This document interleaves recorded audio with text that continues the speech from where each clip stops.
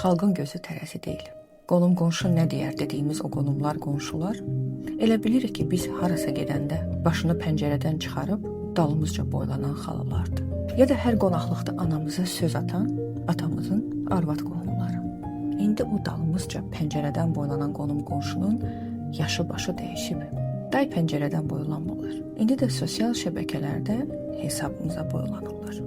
Özü də əvvəllər yenə xalalar bibilər edirdisə qeybətimizi, indi maşallah 7-dən 70-ə. Hamı jüri heyətidir.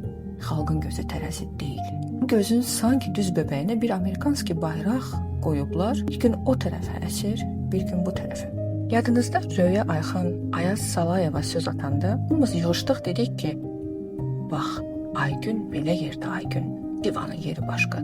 Sonra Aygün Elbəniz Məmmədova söz deyəndə hamımız yenə yığışdıq, dedik yox, Röya başqa Röyadır. O olsaydı belə eləməzdi. Əlqərəz, xalqın gözü tərəzi deyil. Bir gün sənin məhkəməndə, bir gün mənim. Hərəmizin öz çarmıxa çəkiləcək vaxtımız var. Bükəlsək ayıb, üzülsək ayıb. Ərə gedib boşansaq ayıb, boşanıb ərə getsək ayıb. Evdəkinin sözü ilə durub oturanda ayıb. Xəyallarımızın dalınca gedəndə də feministcəsinə ayıb.